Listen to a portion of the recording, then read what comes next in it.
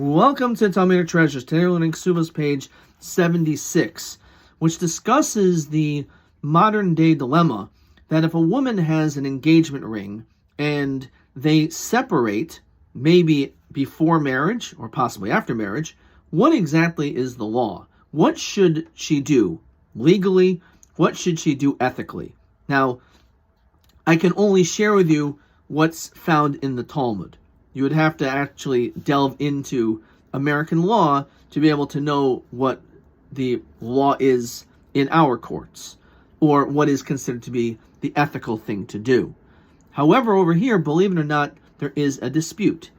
And the dispute is whether or not, using the language of the Talmud, Kedushin litibuyin nitnu, which it's talking specifically about a situation where the man gives Kedushin money to this girl, and now they are betrothed to one another.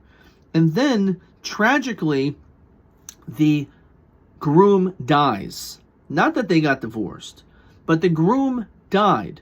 Or, for that matter, let's say the bride died. And the question is, who now gets that money? Or, in our case, who would get the ring? Would we say that it should go to her heirs, her relatives, or to his? So on this, the Talmud says that's actually a dispute. It's not so clear what the law is. But the only time there's a potential dispute is when it's what's called a Kedusha Vadai, when both of those two parties got married and it was legally binding, and therefore at that time when he gave this ring or this money, because it was legally binding, she now has ownership of it. Therefore, it could stand to reason that even if she dies shortly later, that her relatives could keep it.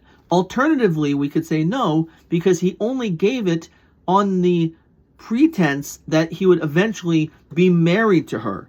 But if the marriage never took place, then perhaps his relatives would get it back. However, if it's a case of what's called Kedushi Tos, if the whole marriage was an entirely mistake, there was not a valid marriage because one person married the other under false pretenses, and he married her and gave her this kedushin, this ring, then in that situation, everyone says that if he's able to prove that in fact this was a mistake, this marriage was a mistake, then in fact she would not be able to keep it. And therefore, because of this, we see this interesting phenomena. Again, when it comes to the idea of betrothal, what the law is, whether she gets to actually keep that, or her relatives, or whether it has to be given back, is based on this concept of this dispute as cited, whether it was a valid marriage or not. Perhaps based on that, we could derive, if we would be able to compare it to what we're discussing, if in fact they were engaged and married, and this is what he wanted, and it was a completely valid marriage, then it would maybe stand to reason that she should be able to keep it.